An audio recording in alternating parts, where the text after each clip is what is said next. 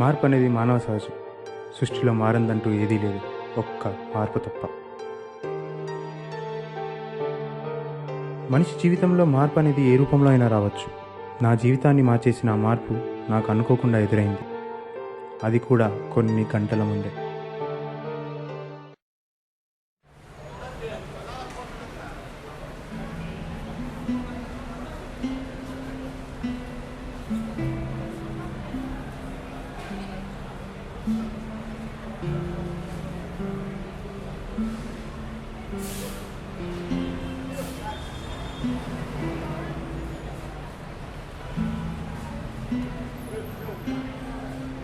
అన్న, వరంగల్కి వెళ్ళి లాస్ట్ బస్ వెళ్ళిపోయిందా అన్న? ఇంకో 10 నిమిషాల్లో వస్తుంది.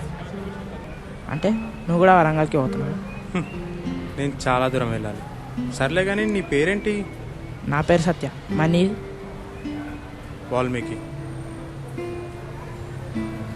ఈ టైంలో వరంగల్ దేనికి? మా అమ్మ దగ్గరికి పోతున్నా. అది సరే, మరి ఈ ఊర్లో ఏం చేస్తున్నావు? అసలు ఎక్కడుంటావు నువ్వు? నేను ఈ ఊర్లోనే ఉంటాను, హాస్టల్లో చదువుకుంటాను. హైదరాబాద్లో చదువుకుంటున్నావు అంటే మీ నాన్న బాగా సంపాదించుకుంటాడు కదా?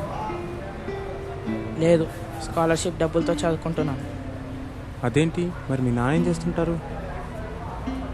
లేదు, నాకు నాన్న లేడు. ఓ, చనిపోయారా? కాదు, చంపేశారు. నా కళ్ళ ముందే చంపేశారు. ఎవరు చంపారు? నా చిన్నప్పుడు నేను శ్రీశైలంలో ఉండేవాళ్ళం. అప్పుడు మా నాన్నని పోలీస్ ఇన్ఫార్మర్ అనుకొని నక్సలైట్ అన్నలు చంపేశారు.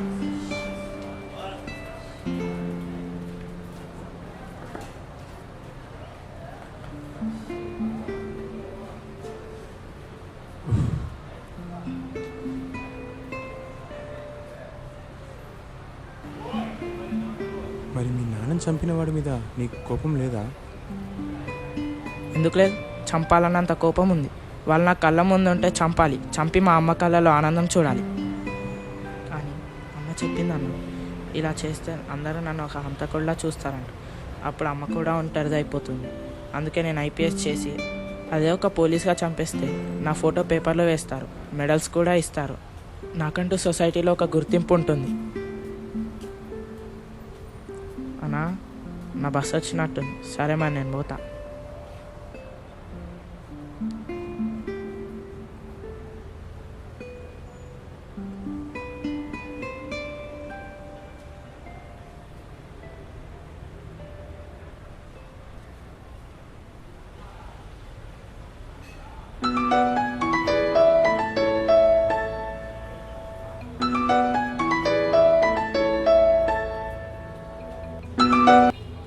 చెప్పనా?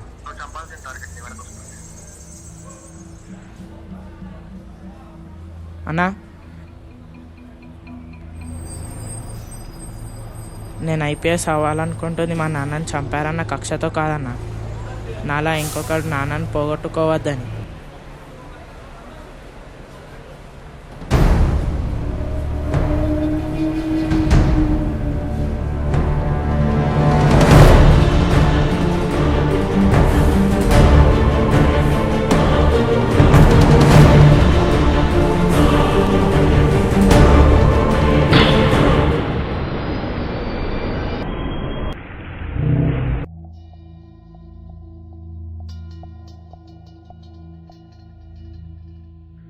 ఎన్నో రోజులుగా అజ్ఞానం అనే చీకటిలో మగ్గుతున్న నా జీవితం ఆ అబ్బాయి వల్ల ఈరోజు కొత్త వెలుగును చూసింది.